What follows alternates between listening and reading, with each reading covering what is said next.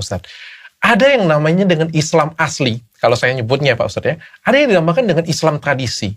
Dan ini bercampur aduk semuanya, sampai saya pun nggak ada yang tahu lagi nih. Ini Islam yang mana nih? Saya pikir selama ini tumpengan itu adalah tradisi, bukan tradisi. Saya pikir tumpengan itu adalah Islam selama ini. Saya pikir selama ini silaturahmi pas ketika Lebaran itu adalah Islam selama ini. Tapi ternyata pada waktu kita ngobrol dengan Ustadz Felix Shaw, ada yang dinamakan dengan Islam, ada yang dinamakan dengan tradisi Islam. Nah ini pengen saya bahas Pak Ustadz. Tapi sebelum saya bahas, acara download tahun ini, itu kita disupport penuh oleh pusatmas.id, jual emas dengan rasa aman untuk kalian semuanya. Jadi bagi kalian semuanya pengen jual emas, nggak ada surat, atau kalian ragu, kalian takut emas kalian itu salah, karena akan diukur pakai alat yang khusus, kalian silakan datang ke pusatmas.id. Pak Ustadz, saya pengen tanya Pak Ustadz, kemarin saya sudah ngobrol dengan Ustadz Felix Shaw di episode pertama download dulu. Ada yang, kita kaget juga, ada yang namanya Islam, ada yang dinamakan dengan tradisi Islam. Yang tadi saya bilang berbaur jadi satu Pak Ustadz.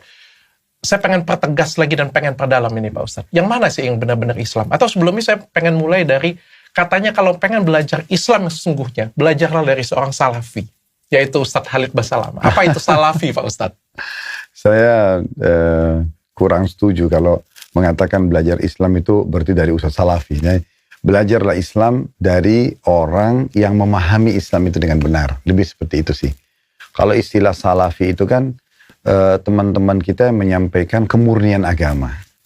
Misalnya, setiap kali ada yang ditanyakan sebuah hukum, maka pasti akan dikedepankan dalil. Ayat Al-Qur'annya ini, hadis Nabi ini. Contoh dari sahabat seperti ini. Nah, sahabat-sahabat Nabi itu diistilahkan dengan kaum salaf. Kaum terdahulu. Nah, seringkali mereka bilang, kaum salaf itu biasanya dikembalikan kepada 3 generasi awal. Jadi, sahabat, tabi'in, dan tabi'in. Jadi, sahabat itu yang belajar dari Nabi Muhammad SAW langsung. Tabi'in ini yang belajar dari sahabat Nabi. Tabi'in yang belajar dari sahabatnya sahabat Nabi. Gitu. Oke, 3 generasi. Kenapa 3 generasi ini? Karena Nabi sendiri yang bilang. Kata Nabi SAW, sebaik-baik abad generasi adalah generasiku. Berarti sahabat.